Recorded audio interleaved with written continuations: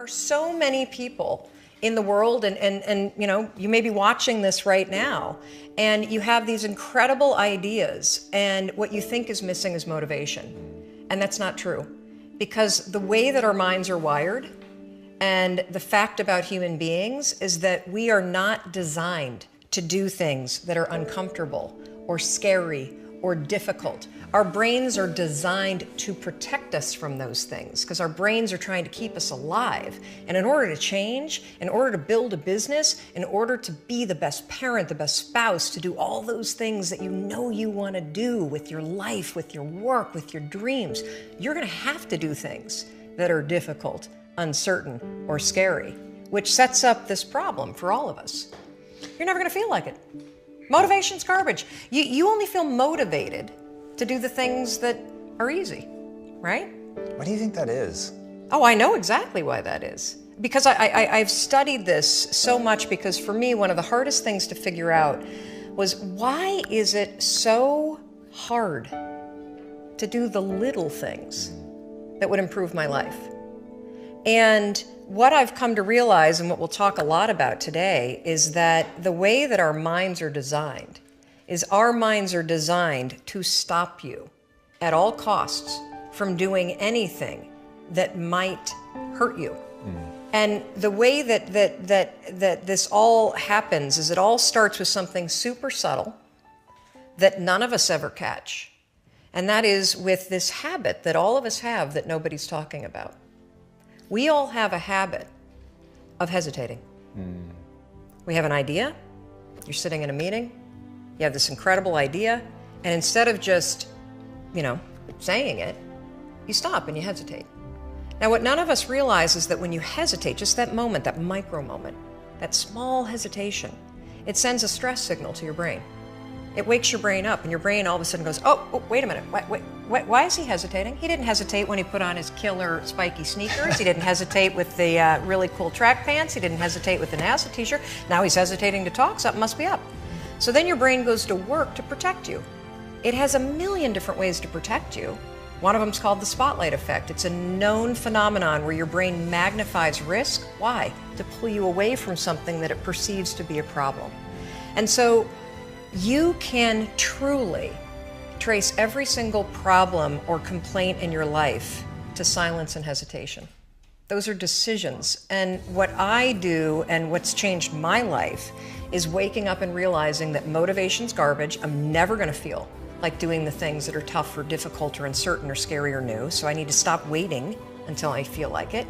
And number two, I am one decision away from a totally different marriage, a totally different life, a totally different job, a totally different income, a totally different relationship with my kids. Not like one decision, I'm divorcing you in the marriage example, but one decision on, you know, you could be having a conversation with your spouse and you feel your emotions rise up, and within a tiny window, those emotions can take over and can impact how your marriage goes. Or you can learn how to take control of that micro moment and make a decision to act in a way that actually shifts your marriage. Your life comes down to your decisions, and if you change your decisions, you will change everything. Now here's a few more things on communication. One is to have something good to say, and number two is to say it well. Now here's number three. This is where some people now start to lose it, and that's to read your audience. If you're talking to a child, you got to read. Because we have that expression, right? Do you read me? So if a child now is listening, you need to know whether or not they read you. Are you getting it? If you're talking to a large audience, you need to know if they're getting it. I had some trouble with this now in the beginning, because I used to just lecture with all my notes and just keep on going. I think in those early days, some of the audiences could have left, right? And I would have just, kept right on going. It took me a while to look up and see what's happening. Do I need to slow down? Do I need to speed up? Do I need to get a little softer?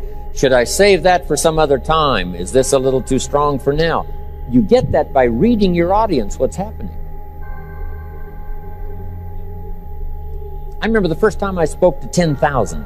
Zig Ziglar was along. Zig Ziglar and Paul Harvey and Dr. Norman Vincent Peale. This was a long time ago, back in those early days. And I think we were in Kansas City, 10,000. I'd never spoken to 10,000 people before in my life. Wow. Zig said to me, Jim Rohn, you better be good, and you better watch what's happening. Because when 10,000 people turn on you, you're in trouble. I thought, whoa.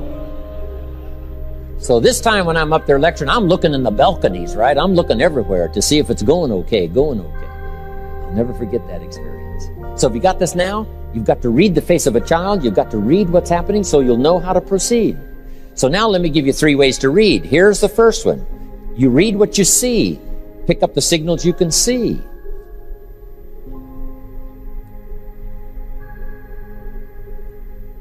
If you're talking to somebody and they got their arms crossed like this and their chin tucked down and they're frowning, hey, this one looks like you got your work cut out for you. This one's not going to be easy. So we pick up those signals by what we see. Okay? Somebody's leaning toward the door. That means you got to hurry. Okay? They're not going to be here long. So we pick up what we see. Now here's the second one. We pick up what we hear. Mama said to me, if you want to be a good speaker, you have to be a good listener. If you want to communicate well with someone, you talk, let them talk. You talk, let them talk. In fact, Mama said, with 2 ears and 1 mouth, you should listen twice as much as you talk. I thought, that's not a bad idea. So listening helps you to pick up the signals what to say next. You listen to someone's comments, and then you answer the question, or you continue the conversation. So we pick up what we see. Second, we pick up what we hear. Now here's the third one that's a little mysterious. You've got to pick up what you feel. Here's another place where women have it a little over the men, because they learn to pick up these emotional signals where a man might ignore them. A woman seems to sense it. Women have this incredible antenna. They pick up everything, especially danger. Women are so good on danger. I think that was way back. Papa's off providing, Mama's home protecting. And she learned to recognize the sounds. She learned to recognize when there might be danger out there. So she developed these incredible instincts. Women have it. Men can learn it. It takes a little more for us to learn, but women seem to have it built in. In the middle of the night, the baby cries. Mama's awake. Papa sleeps. Mothers sleep near the surface, waiting for the least little sound. Or in the middle of the night, she nudges her husband and says, go look, go look, go look. Something isn't right. He said, I'm telling you, everything's okay. She says, go look. He says, okay. He gets out of bed, stumbles downstairs. The front door is open. How did she know? They just know. I don't know how they know.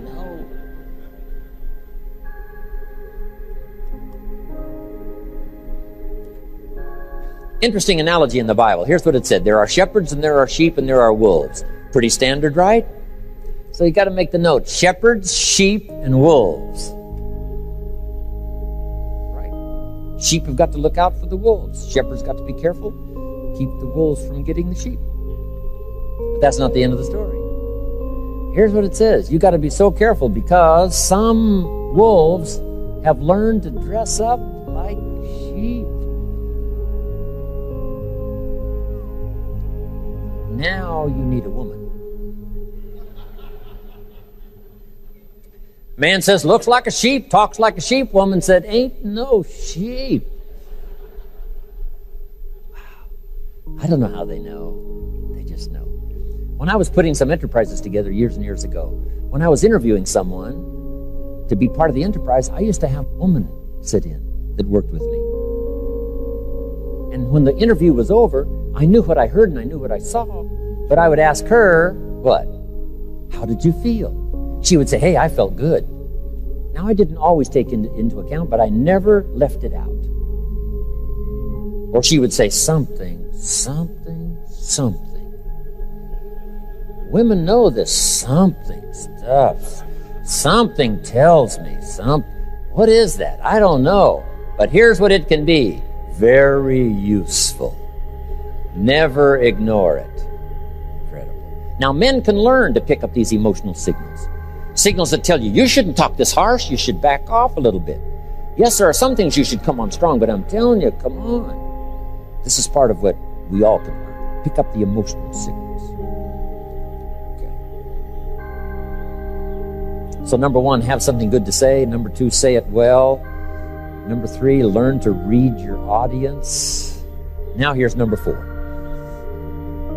The 4th key to good communication is intensity, the power of your emotion. Because there's certainly a difference in intellect and emotion, but here's the key: they must work together. The intellect, the language, and the emotion. Now the question always comes, and some of this you have to decide, in sort of a split second, how much emotion.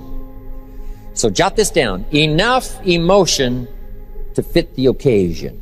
Enough emotion to fit the occasion. Or enough emotion to fit the point. You don't need a major explosion for a minor point. Some kids have an honest beef by saying you make too big a deal out of a little deal. And this is good for parents to learn. Leave a little deal as a little deal. Don't make a big deal out of a little deal, because that's too confusing.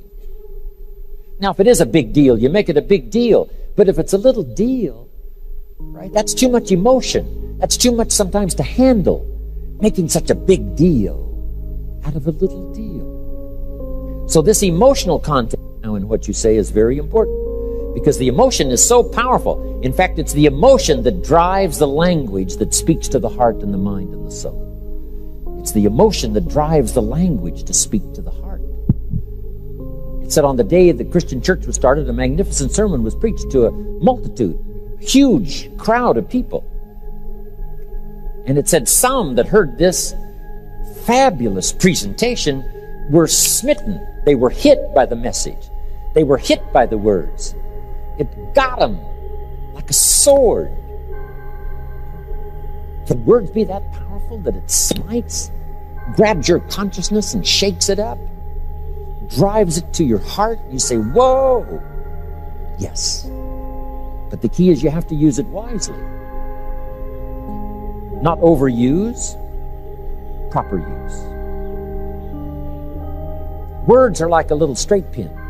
Guy buys a shirt, right? It's got all these little pins, so you take these pins out. What if I took one of those little straight pins and I threw it at you?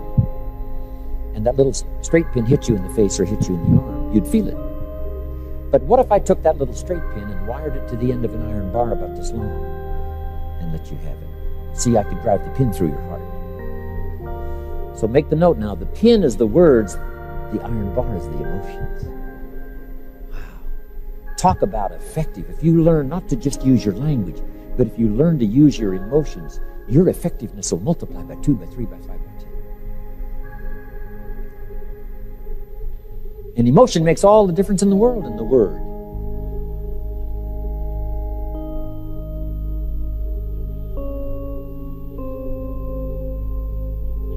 Key. Measured emotions with well-selected words. That's what's powerful. Measured emotions. Not too much, not too little. We say, don't shoot a cannon at a rabbit. That's too much firepower. It's effective, but you got no more rabbit. One of my speaker friends said, you should have been there the other day. I blew them all away. I said, oh no, where are they now? You blew them all away? That's not necessary. Now, too little emotion, when an actor on the stage or in the movies, they have to this, a good script with properly measured emotions. Not too much to look ridiculous for the point or for the occasion, and not too little to lose the effect. You say, wow, this is a pretty good art to learn. It is. And guess how often we're faced with it? Every day. What to say and how much emotion to put into whatever we say. Key. Now next, let's talk now about being effective in what we call tools of last resort. These are highly emotional tools, and if you're skillful, they can be very useful. But you've got to underline the word last. Tools of last resort. when we're dealing with problems and challenges, when we're dealing with opportunity and promise and future, sometimes we have to use these tools of last resort.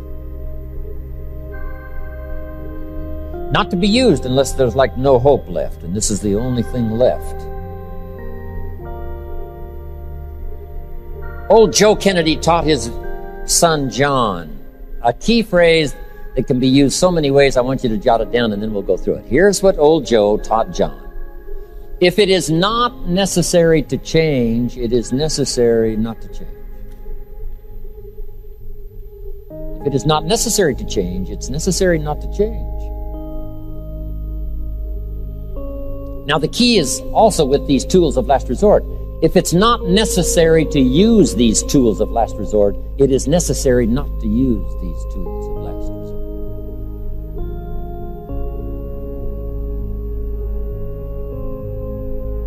So now let's talk about tools of last resort. Here's number one, your temper. Now there are occasions when it's okay to lose your temper. I mean, it's because there's no hope left. The only way to correct the situation, perhaps, is to just let it all go. But here's the key to temper. Not every day, and not all day. As a tool of last resort, you might resort to your temper. There's only 2 or 3 occasions recorded where Jesus lost his cool. Just 2 or 3. But when he did, the whole community knew about it. The day he yelled like a Comanche, grabbed a whip and drove them all out of the temple and kicked over the tables, and the money scattered everywhere, and so did the people. And he cleaned house. But not every day. Just on 2 or 3 occasions. He used some unbelievable, powerful language. Just anybody would use that language would fear for your life. But he didn't use it every day. Didn't use it on every occasion. Because he talked to little children. And then he lost his temper. The full range of emotions. Gentle with the children. And when the occasion called for it, let it all go. So you got that now? Tools of last resort. Temper's one. If it is not necessary to lose your temper, it is necessary not to lose your temper. Hang on to it. Next. A direct attack where you go after someone directly. Usually to solve a problem, we go indirectly. Let me tell you about the man who said it was going to be okay and it wasn't okay. Here's what I told him and he ignored me. Here's what happened to him. Now you're trying to get this message across to somebody you're talking to, but instead of telling them directly, you use the illustration. Here's what we call it, third party. Rather than direct, sometimes you use third party. To talk about something that you don't want to be so confrontational with someone, you talk about someone that you've had this occasion to talk with this particular problem before. Here's how we solved it.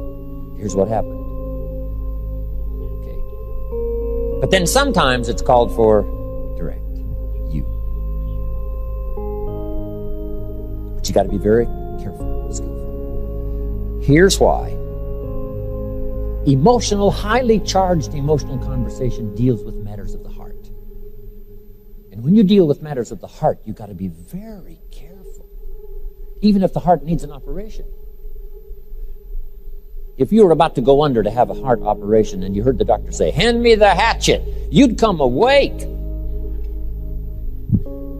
So make this note now. You can't operate on the heart with a hatchet. When you get ready to operate on the emotions and the heart and the spirit and the soul, you got to be very, very, very, very careful.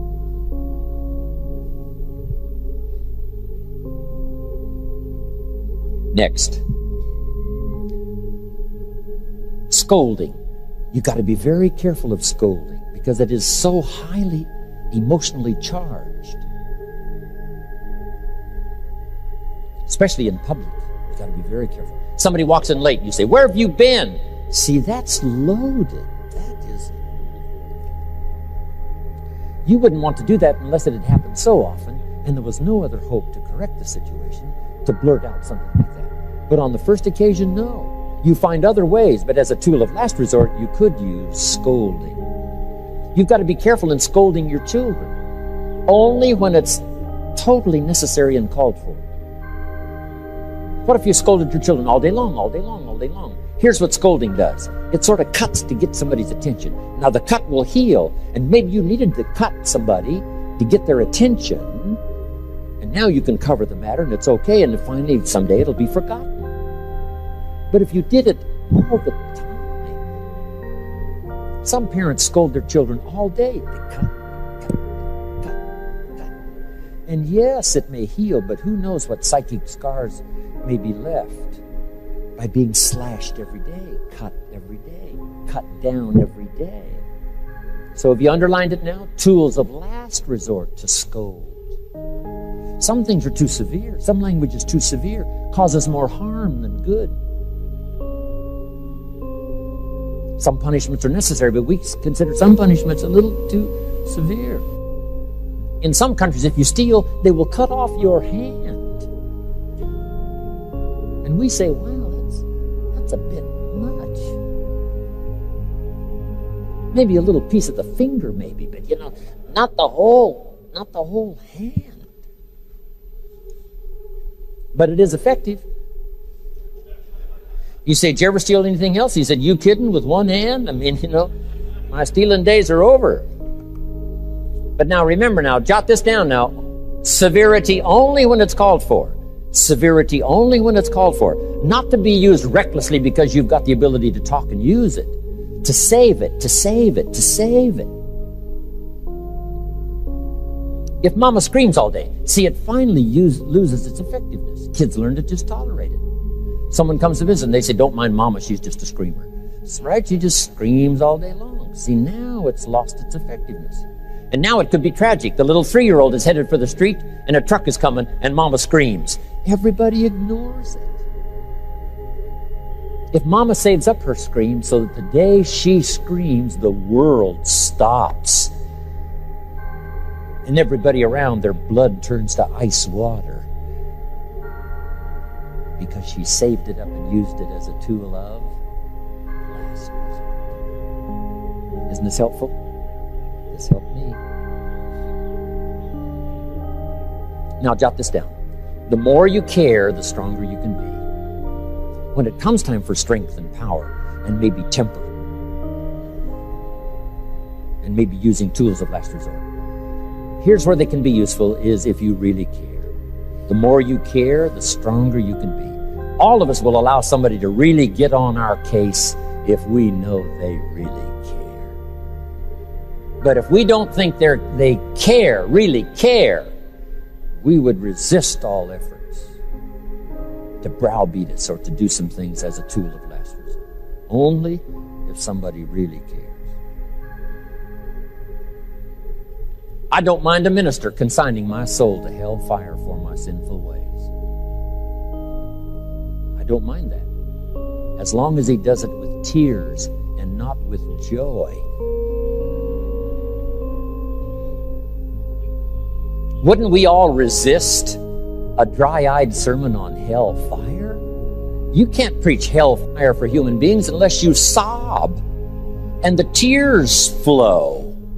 But if you preached hellfire for human beings with dry eyes and your heart wasn't broken, all of us would dismiss that sermon as a performance. There are some conversations you cannot have with your children until the tears flow and your heart breaks. Otherwise, the conversation doesn't make sense if the tears don't flow and your heart doesn't break.